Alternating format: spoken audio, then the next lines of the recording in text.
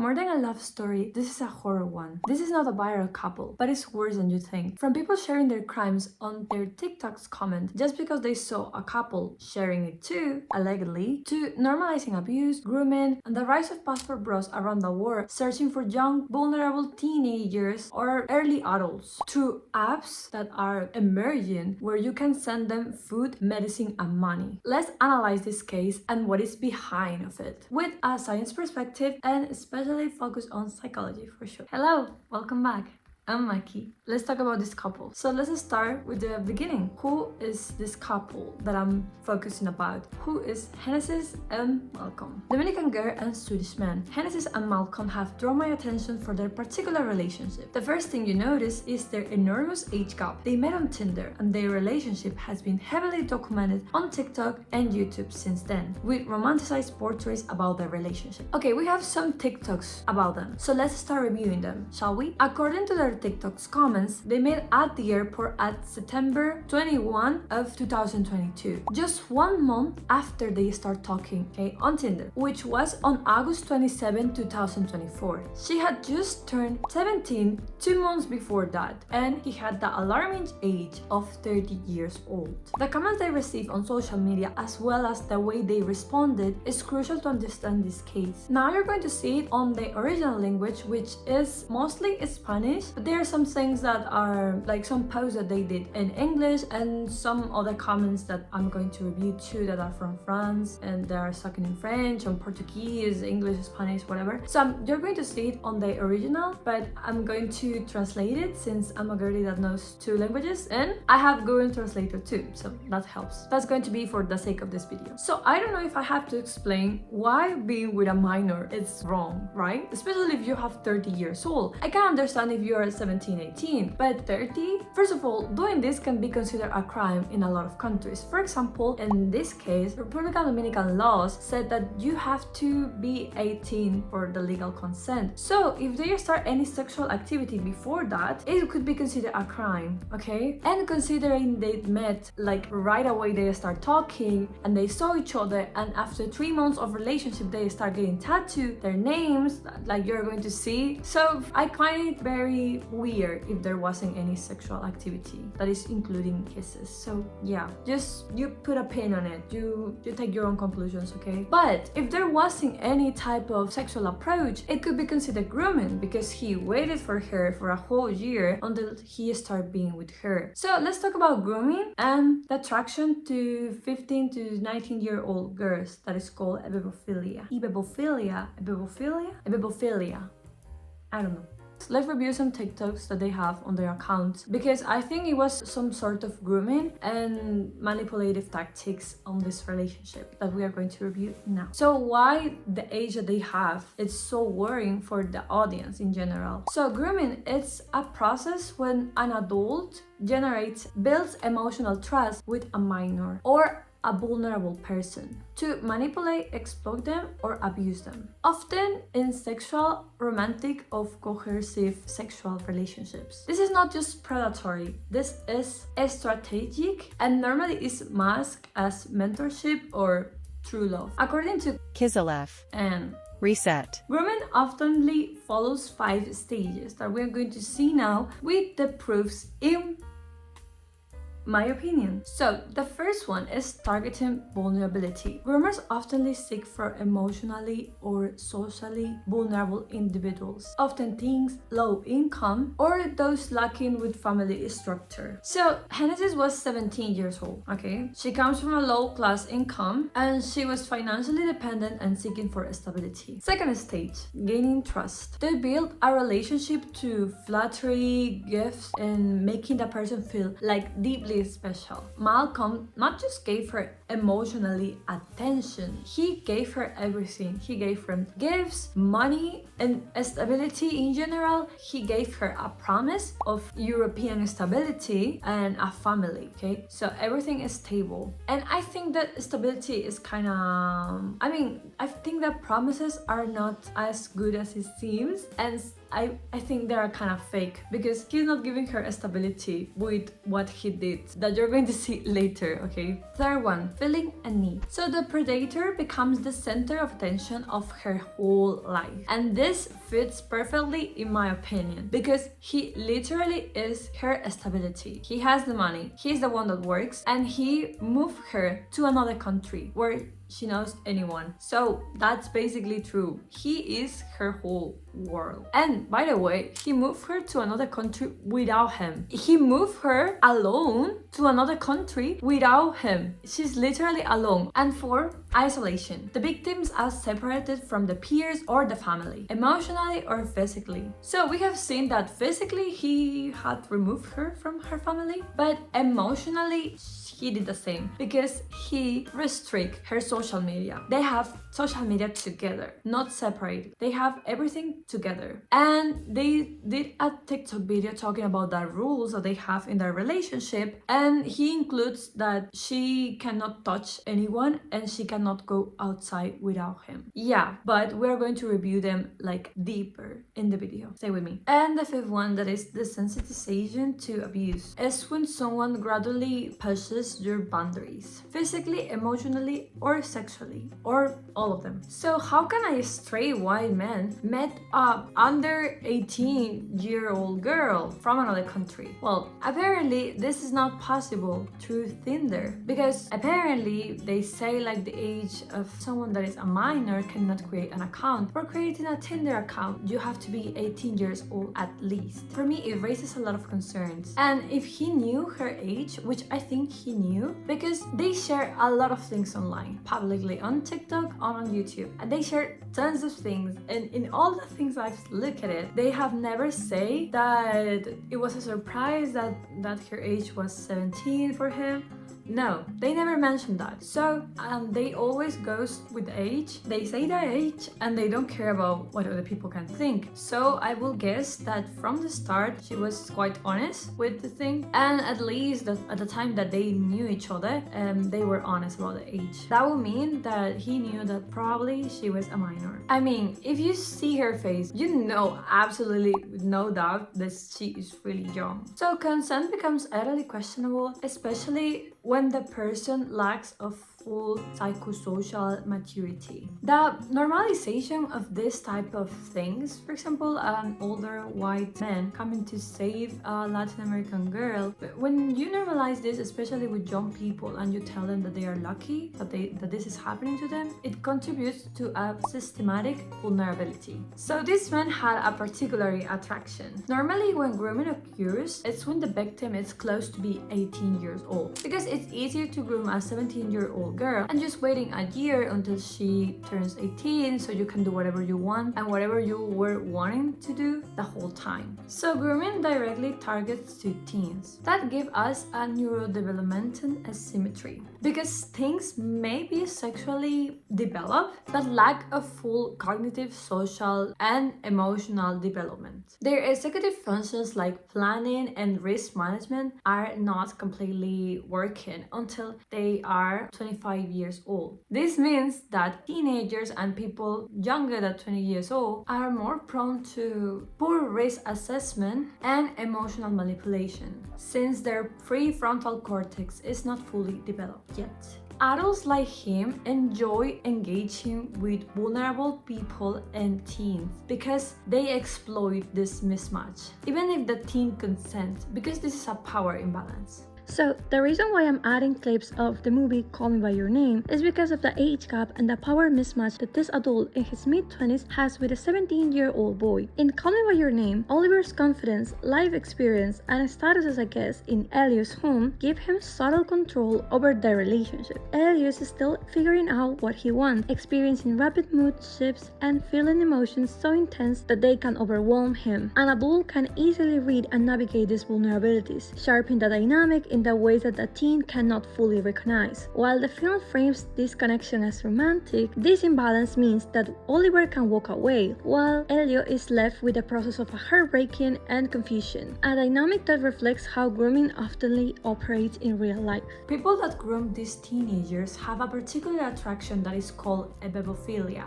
It is the sexual attraction that two individuals that are from 15 years old to 19 years old. This may not be considered a crime in some countries. this, but we can do some psychological introspection because I think it's questionable. Epipophilia is not classified as a mental disorder in the DSM-5, unlike pedo disorder, but it becomes legal and problematic depending on the age of consent of each country or state and the power dynamics. Even if it's legal, the power dynamics that someone has from a person that is a teenager or just turned 18 years old to someone that has a whole life, like this man, for example, Malcolm, has a kid. He has a younger kid, like I think 3 years old, 5 years old, I don't know. But he has a life before her, a whole life, a career, a job, a stability, money, and everything, and she has nothing. That's the problem, that you have nothing. So if you want to walk away, what do? You don't walk away because you cannot. Psychologically, epipophilia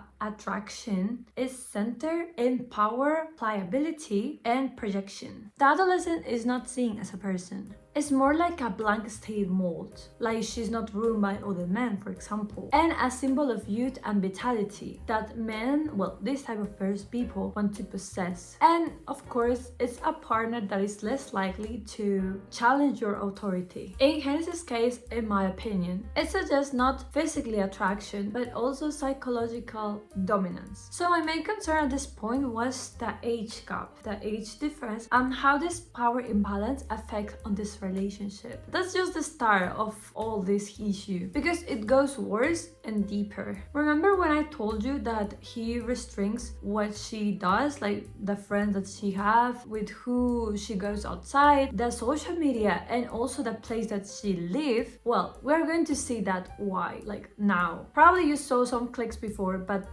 we're going to see the whole thing so you can understand, like have a deeper understanding about this topic, and you can have your own conclusions. At 3 months of knowing each other, they got matching tattoos, as you're going to see in the videos. Not only that, they did a video talking about boundaries and necessities that they have in the relationship. And, well, see it for yourself. Empiezo yo. Tener amigas. Que ella caminara en la calle sin usar un brasier. Salir de fiesta sin mí. Que ella tocara a otras personas. Tener redes sociales solo. Que ella usar a nuestros apodos para otras personas. Dejar de contestar por 24 horas. Que ella salir cuando está de noche. Que colguemos una llamada sin decir te amo y besos. Que ella estar sin internet o apagar a su celular. Hasta aquí el video de hoy. Gracias por ver. Y estamos de acuerdo en todo lo que dijimos los dos. So in my opinion, this could be considered as love bombing or a toxic dynamic relationship, or both. But all this, we need to do some introspection on their love attachment that we cannot know, because for you to know your love attachment, you need to go to a psychologist. But we are going to use the public information to have an opinion, and I think it's important to discuss this issue since it could be happening to other girls, as you're going to see later on the video that people are normalizing this type of behavior, and yeah, it's problematic and should be talked somewhere. Okay, so there are a few things I want to say as a Latin American girly. When he said something about her not touching anyone, but for me it goes like the major concern is like, what do you mean by not touching anyone? Because in Latin America we are really used to kissing and hugging everyone. So what do you mean about not touching anyone? It could be that he was trying to do this video like thinking in English and then not translating to Spanish, because in English can have a more sexual connotation, like don't touch anyone means maybe sexually. I'm not sure, and I can question that because I don't know if you have to put on a video like you cannot touch anyone sexually. Yeah, they are on an exclusive relationship. I don't think that's something that you need to add. This is like, I don't know, for me it's referring that she cannot touch any other person, like yeah, in any type of way, and that's concerning since I know that she comes from a country that people hug and kiss, and that's very usual, and it's pretty sad. He's dressing this type of rules as boundaries, but this is just controlling her. He also mentioned like how she can dress or not, like for example that she cannot go out without a bra under her clothes. What do you mean? What? Like I know tons of people that don't use bras. I know in Latin America it's not that common, but in Europe where I live, it's pretty common that girlies go out without bras. Like why are you putting such such a restriction in someone's way of dressing. This is just weird. That she cannot go out without him, that's crazy. Like, that's crazy, that's controlling. And this is my opinion, but for me it looks like control. And about the friends, like, if your partner cannot have friends of the opposite sex, it's because the person that you are with looks other people's of opposite sex that he's attracted or she's attracted to like a piece of meat, that they can do things and that's it. How on earth you cannot have friends with the opposite sex? Like, why? You're treating your partner like cannot have control of themselves and is going to be with any human that is surrounding him that has the opposite sex. And for me, that's terrible. That's horrible. So about the tattoos and everything and gifts and everything, could be like love bombing, for example, but it can be also the result of a toxic attachment. So I'm going to give you both so you can see what it fits more for you, but I could say that probably it's both. And about the toxic attachment, I think definitely it's a toxic attachment here. So I'm going to give you the type of attachment and you can see what it fits for you. In either way, this is a relationship that is rooted in manipulation, which is terrible, and she's really young, which is really concerning. So love bombing. Love bombing is a psychological manipulation tactic where someone overwhelms a person with affection, attention, gifts, or praise in their early stage of the relationship to quickly build emotional dependency and loyalty.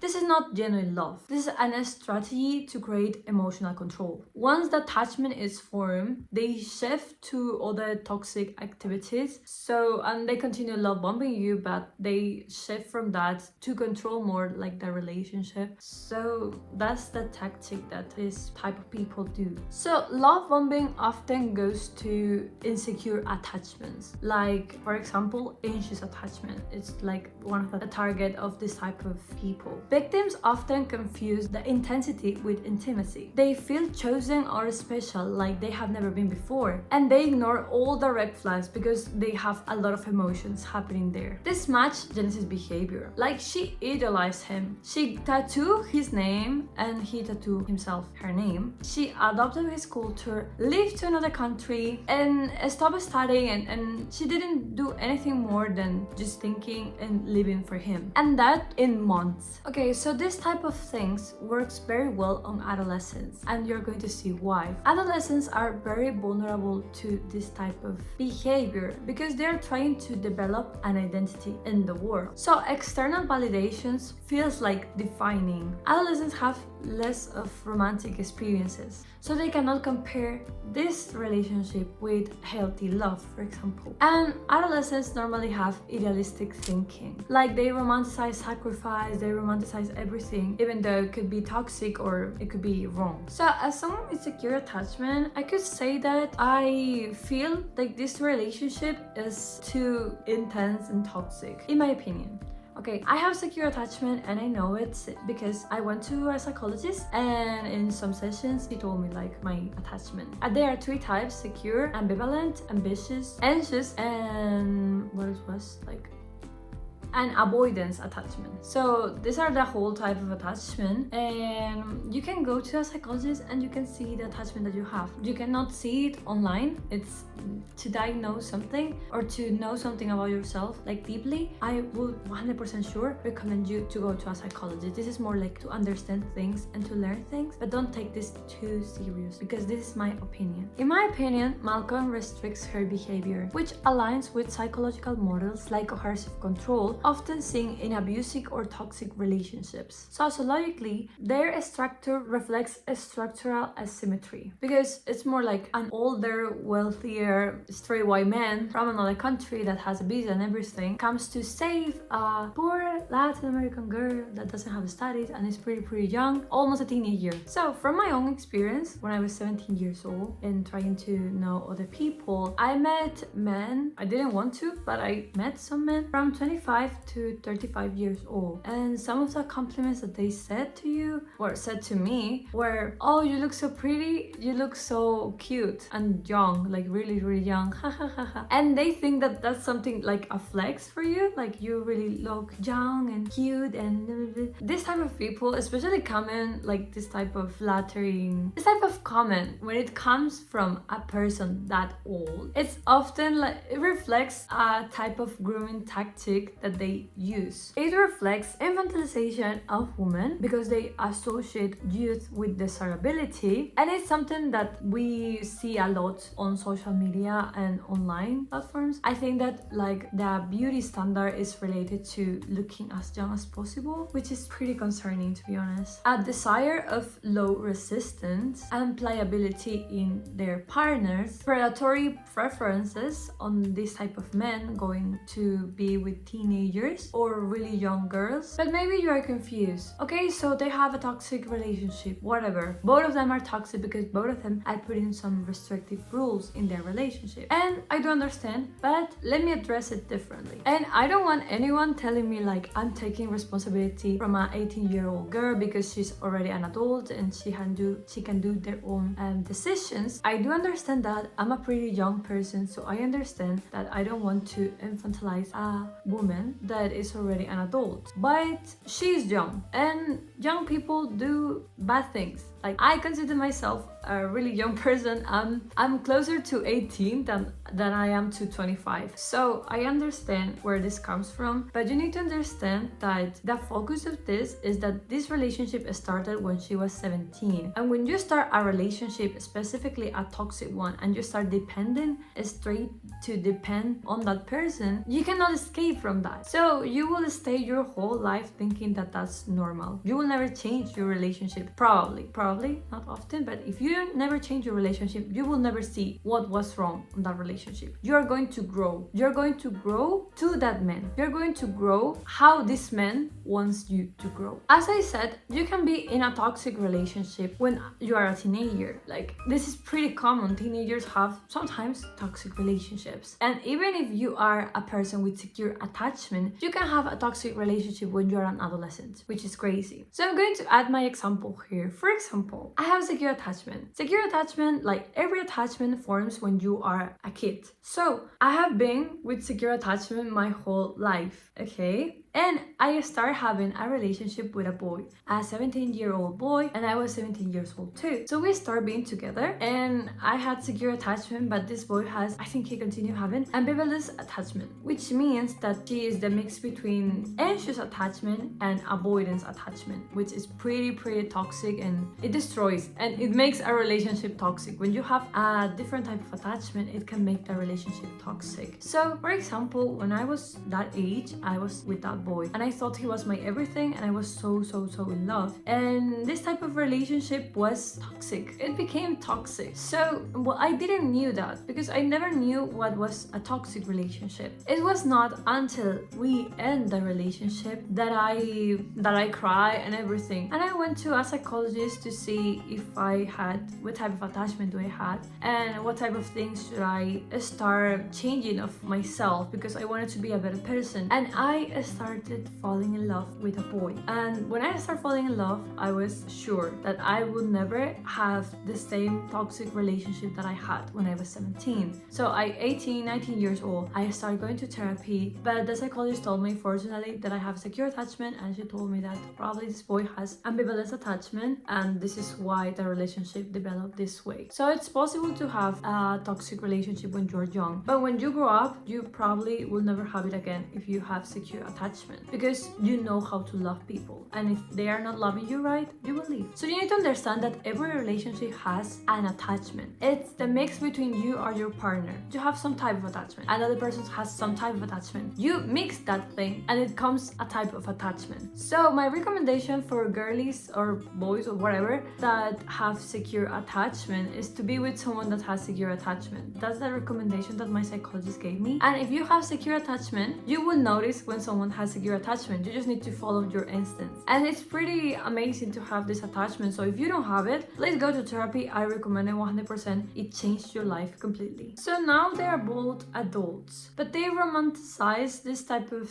behavior and toxic ideas to the audience. They romanticize not just that, the power imbalance, the age gap, depending on your partner financially being a woman. So all these things, like, they are normalizing on social media. This is why I decided to talk about this, because this relationship started wrong, and for me it's continued going wrong. But that's just my opinion. Even if she adds some rules of controlling rules, she could never control him. She don't have any power. She don't have money. She doesn't have anything to control this person. So she's going to be the one that is going to be controlled, and she will never control him at all. What I have seen on Hennessey's and Malcolm's relationship, there are signs that point to a toxic dynamic rooted in dependency. This is not a diagnosis, only a therapist could confirm it, but let's break down what we can observe. So about their attachment, in my opinion, Hennessey's have an anxious attachment. It means like maybe she can cling to her partner, feels like unsafe or incomplete when he is not with her, and that she's totally merging, like getting matching tattoos,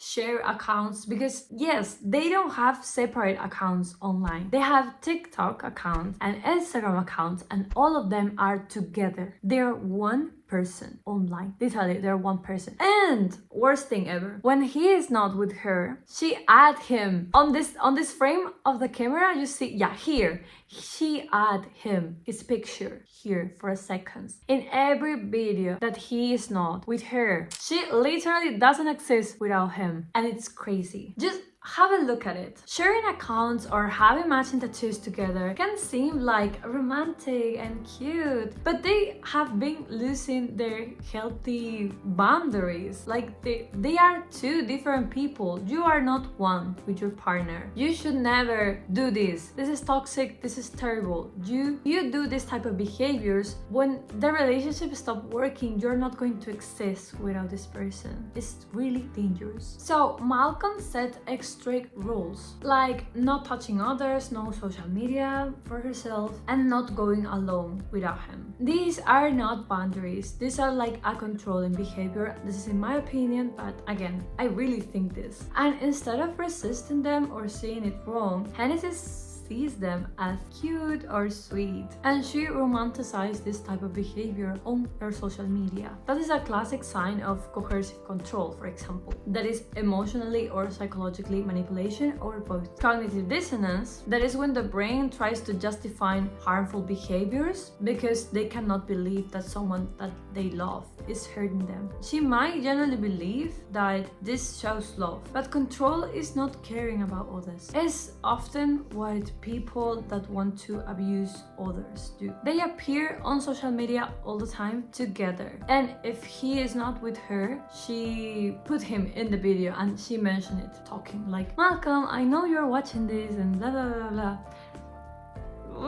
Okay, yes, she does this. So this is likely that he probably controls what she can do or not, even unconscious or like conscious. And she may self-censor herself to avoid conflict. But I do guess that his allegedly active Tinder is not, shared together, right? Because yes, some people claim that he has still like Tinder, open Tinder. And there was a girl that was telling that she have received gifts from everything and blah blah blah blah. When a partner depends to serve that relationship emotionally, financially, or socially, it's what we call codependency. She might feel chosen and valuable because he chose her, but dependency often leads to control, isolation, and loss of yourself. A relationship shouldn't require erasing yourself or handing someone else the power to define your worth. This sign doesn't mean that she's a bad person. It just reflects her age, lack of experience, and emotionally vulnerability. And again, this is based on public information, that things that they have shared online. They have shared too much things, too many things that I'm not going to show it here, but I will probably love to unwatch it, like unsee that, like erase it from my brain. So yeah, this is things that we have seen publicly. For me, when someone starts sharing things online, it gives you the opportunity that you say something about it, because that's what you're sharing, right? To people start talking and having some debate or conversation on everything. So for me,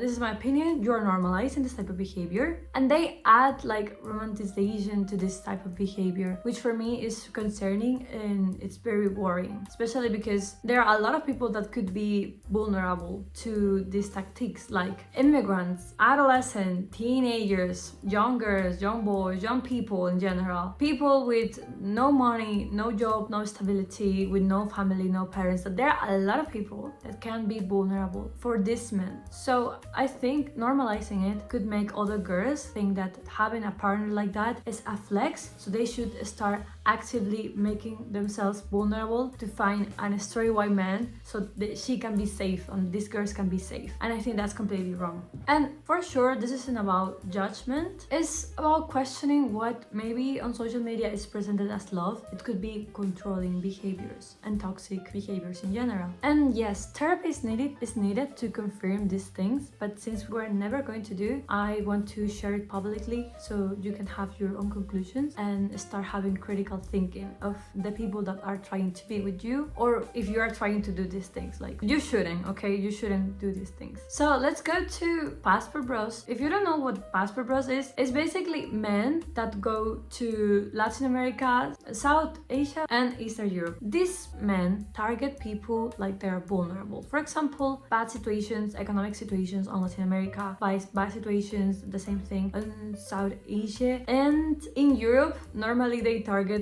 girls that are in countries that are on a war, that they are immigrating. So immigrants come to that place too, and there's a lot of immigrants in the US, for example. So all of these people are target to passport bros, and all of these people are tons of people in the war, and they exist with us, and I'm part of them. So I need to talk about this, okay? So I think Malcolm is a passport bro, okay? And I'm going to explain you why. So passport bros are men primarily from Western countries like USA and Europe who seek romantic and sexual partners abroad, particularly in Latin America, Southeast Asia, and Eastern Europe. The justification is that these women, like the women that they have in their own countries, have changed because of feminism, bad feminism. And they are searching for girls that are more traditionally sweet, kind, and soft, and submissive and grateful, and they want to do the traditional roles and blah blah blah blah. And they are comparing them to the modern, feminist, and entitled women.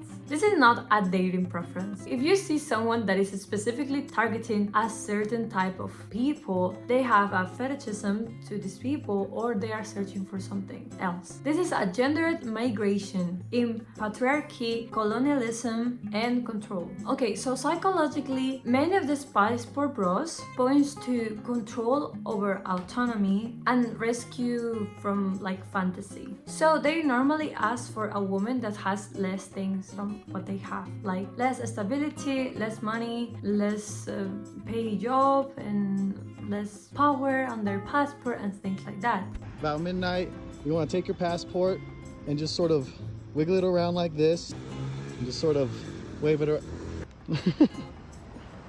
Hello, baby.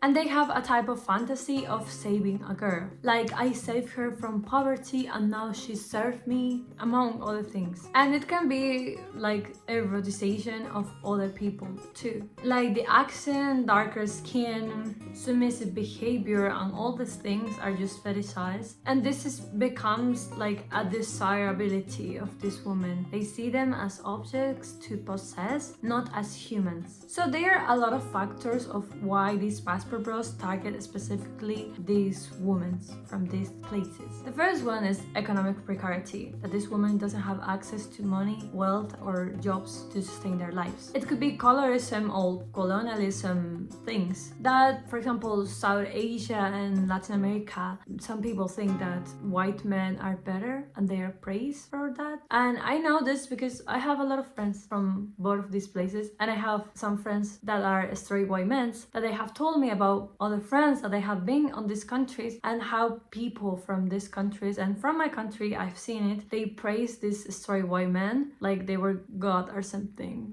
It's crazy and it's horrible. Stop praising men just because they are white. They are not better for you, they're not better for you. Literally, they are just using you. They are going to these countries specifically to have women. These passport bros are doing this specifically for having a woman. Cultural conservatism, for example, in these areas of the world, they are maybe more conservative, and since they have these values rooted in their ancestors and in the people around them, in the community, in society, these men go to this woman because they want these things. And there is a factor with immigrants that is a bit of desperation. Like, women start trying to fall in love with this type of men, and they start ignoring the red flags because they are desperate to have a visa, because they don't want to return to the country that they don't have anything to eat. I'm not exaggerating. This man seems like Malcolm, seems exactly like a passport bro. He went specifically to Tinder, international Tinder, to search for a partner, and he went to someone that has all the ticks of vulnerability on the list, and he went for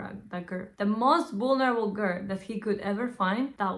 That one was the target. And this community is rising because did you know that it exists an app that men, listen to me, that men can go to this app to meet other women, and this men can send this woman, listen, money, medicine, and food. That's the gifts that you can give on this online dating thing. And the app, like, they present it like probably your future wife has an accent. Like, what the and he target specifically because it's a man. Of course, it's a man from the US, and they're going to see probably his pictures. He's not a straight white man. He's an immigrant too, which I consider pretty bad, to be honest. Like, not gonna lie. Like, you're literally from Asia. What do you mean that you're targeting for people that were as vulnerable as your parents? Anyway, okay. So his slogan was, "Your soulmate probably has an accent." That was his slogan, and he was targeting specifically to women from Southeast Asia, Latin American, and Eastern Europe. So I know this because it was presented at a startup conference. Of course,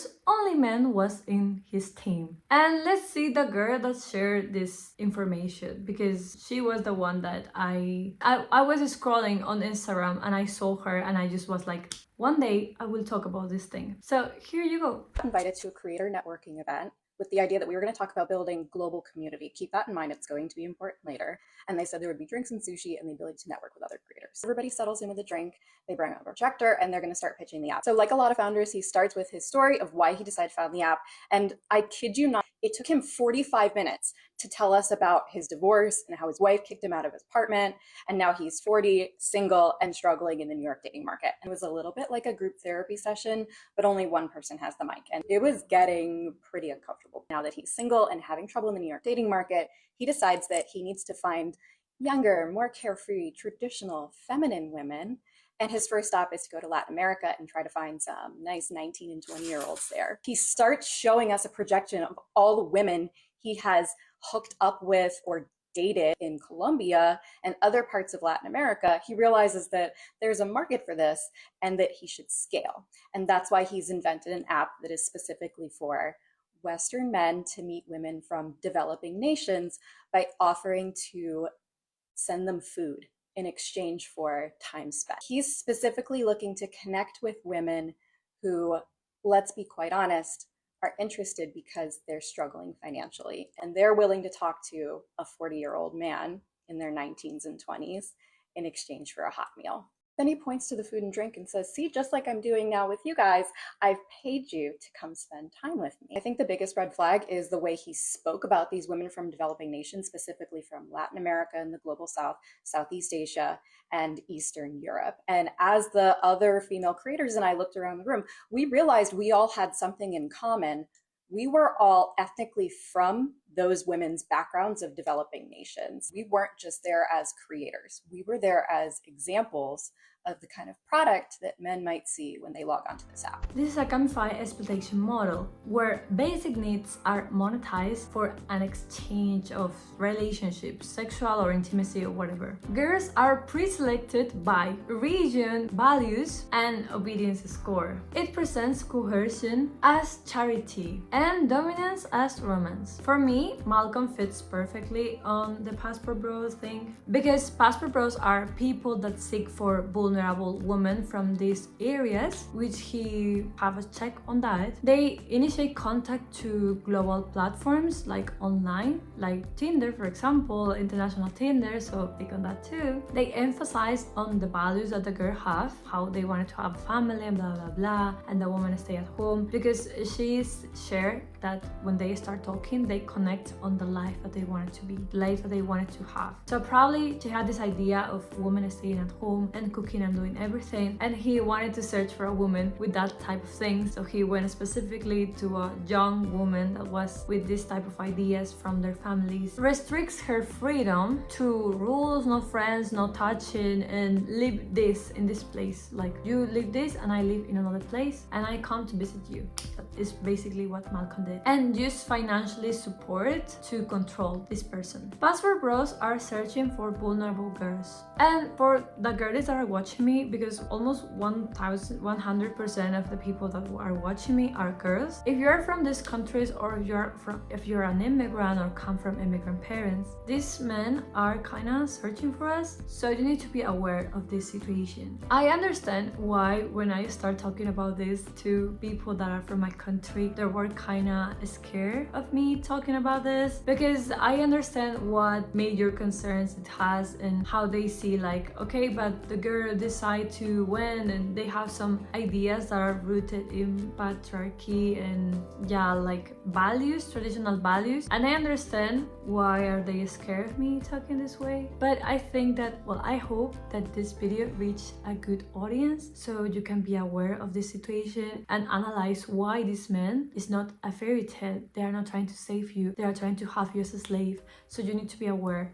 Okay, I hope it hits the girlies that I'm trying to talk. As an immigrant myself and coming from a Latin American family, I know the statistics of everything, and I know why are they searching for us. I know it, like, I know it. I know it's not because they see us as humans, they see us as products to have. From my own experience, I have received comments of other people that I know offering me a passport. Like, for me, it's crazy to say it out loud because I've never said it before, but I have received comments from European boys, since I live in Europe, offering me a passport in exchange to be with them, like to know them and have a relationship. But when a boy starts flexing their passport to me, I'm saying like, oh, I have the visa thing is shitty, and they are like, oh, what an issue, haha, and they post the visa to you like, oh, fortunately I have a visa, like, bless our troops, God bless America, and gentlemen, start your they're trying to show to you that they have something that you want. So probably you start falling and trying to feel like, oh, this boy is a good person, maybe we should give it a chance because they have a visa and they are offering me that. They are not searching for you because they are great. It's because what you can do for them. They are seeing you as a target to be a wife and a household. And it's not a better life depending on a man, in my opinion. So say no to these people. They are dangerous. I know it can seem dreamy because I come from a country where these men are praised like so much. And as a medium low class girl, I know how hard it is to overcome this type of things because they seem like a easy escape to all the problems that you have in life. I want you to tattoo that these people are searching for vulnerability and controlling you. So this is a major concern because I want you to tattoo this on your brain. This is probably people that are trying to abuse you, mentally, physically, or sexually, doesn't matter, but they are trying to have control over you. And people that want to have control over you, most likely they want to abuse you in some way or another. I know how poverty weaponizes control as love, because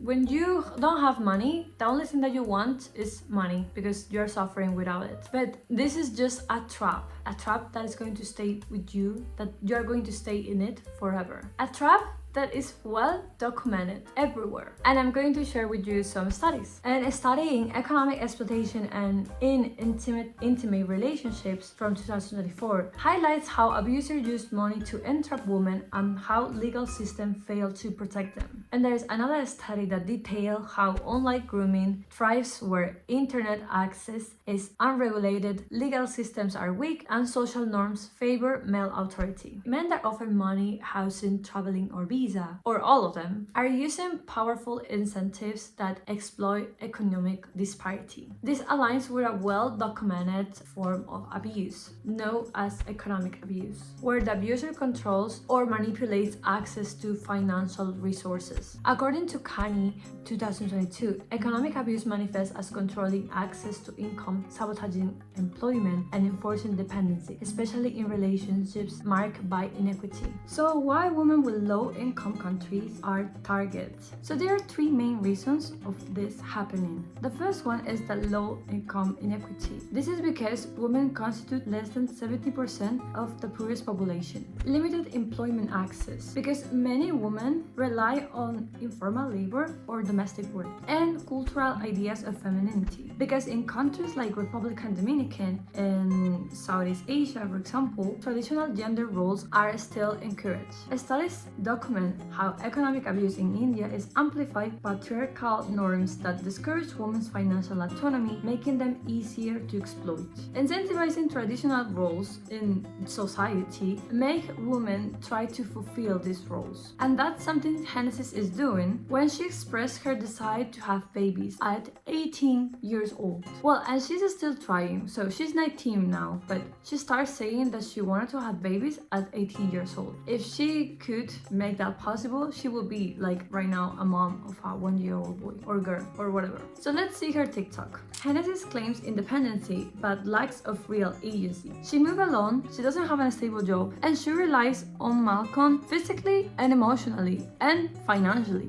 Her wish to become a mother at 18 years old, framed as empowerment, may reflect emotional escapism and internalized beliefs about women's worth and purpose. There is another video about how they moved together, so she explained the whole situation, but she basically moved alone because he still lives in another country. There is a comment that says, how is she going to be a mom when she's with no family, not stability, no nothing? He doesn't even live with her, and how does she want to become a mom on a distance relationship? And she actually responded, so I'm going to leave it like the translation thing I think here, but I think I wanted to add this comment because I think the same, like this is so unstable, and we're going on that later, like right now. So her goal to become a mother may reflect a desire of permanency and emotional security, in otherwise will be an unstable situation because he lives far away. As their comments are public, there are some sociological things that we could understand about it. The community reaction is not that surprising for me, and maybe will not be that surprising for you if you come from a country where straight white men are idolized like God. Instead of support, Genesis received comments rooted in envy, not in protection or educational. Some criticize her for how she drinks, how she looks, commenting about how she needs to remember where she came from.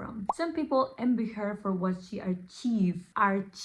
Like this was something to envy. This reflects cultural ideas, with a relationship with a foreigner, especially a white person, may seem as a symbol of status, not a potential risk. These comments come from a place, and to my young audience, money is not everything. You shouldn't need to upgrade your life with someone. That's giving someone too much power on yourself. It's better to try to do it by yourself and try to do your best like all the time, because you really don't need a man. If you come from low class, you're more vulnerable, because you don't have the money that is needed to survive. And sometimes when you don't have it, it's everything you wish you had. So their support comments, on the other hand, are still problematic. They support the relationship and talk about how mature she is, because it's not about age, it's about maturity. And no, you're not. I'm sorry, but a minor is not mature enough for a 30-year-old man. It's impossible to be mature at 17 years old, okay? And if you think that someone is mature, even if they have 17 years old, it's basically because you're adding like matureness to something that is not being mature. So my brain hasn't fully developed yet, okay, because I'm not 25 years old yet. So my advice, and this is my personal, well, this whole thing is my opinion, but this is my personal opinion, like really personal. I think as someone that is really young and has some background that is could be kind of vulnerable, I think if you are like me, or if you're in difficult situation like me, or immigrants, people like coming from other countries and things like that, I think that the best thing we can do is to be as far as possible from these men, because these men have more than 10 years of experience having a stable job. In this case, he has a little kid, and his brain has been fully developed years and years ago. He has lived a life, and if you start being with someone like that, someone that is stable, you're going to live your life around him, which is basically living his life. The normalization and romanticization of this type of behaviors and relationship make people think that this is okay and it's normal. Some people even felt comfortable enough to confess their crimes on their comment section. For me, this is the worst part, and I'm going to tell you why. Because you're going to see that in one of their TikToks, they are sharing the age gap that they have between each other, and people were praising them and sharing their own relationship and experiences. And this is around the world. This is normalization of being with really young people where you have power, or being with a minor and it's illegal. So you're going to see all the comments. So for me, the worst of them is the French comment about a 14-year-old person and a 22, which is illegal. Illegal. I need to calm down. I'm an adult, everything is fine. There were other people saying like 15 and 24 and with a question mark, and you're like, with a question mark? So for me, this is a question? Is that a question? No, don't do that. FBI, open up. They answer, it's legal. And the person said like, FBI, open up!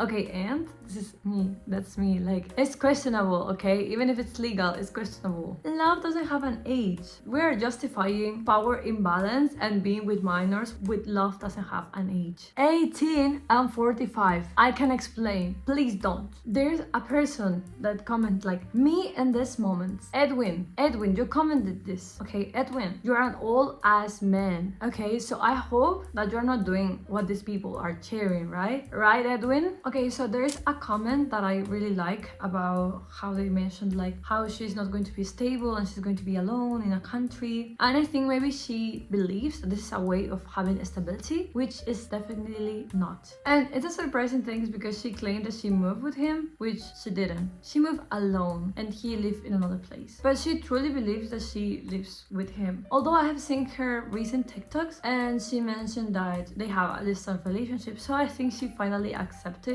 that she's not living with him. She have a lot of TikToks praising him because he pays her whole life. So there is a comment saying like she should save money for, you know, just in case, you know. And another comment responded summarizing all the power he has on her. The global normalization of age gap relationships, especially involving minors, that is deeply seen on platforms like TikTok, is not only alarming but indicates a deeper structural problem and digital failure. Because we go from French users to Latin American users to other parts of Europe users and Asia users, like a deep normalization of these behaviors around the world. This reflects a social cultural vulnerability and predatory exploitation that is going to be amplified by technology. They are echo chambers. This is not anecdotal. This is normalizing global grooming. Despite her dreamy framing, this couple reflects a deeper power imbalance. Malcolm, a Swedish man, exercises control over Genesis, while she romanticizes this control and she starts centering her life around him. Being with someone much older can be perceived as dreaming, and even if it's legal to be with someone older than you, like really older than you, it gives the person too much power. But depending on a man for your life, your future, and your freedom, it's dangerous and unstable. So build your stability first and then fall in love with your mind and your heart. This video isn't about hating stray boy men or like men in general, because I do like a man actually.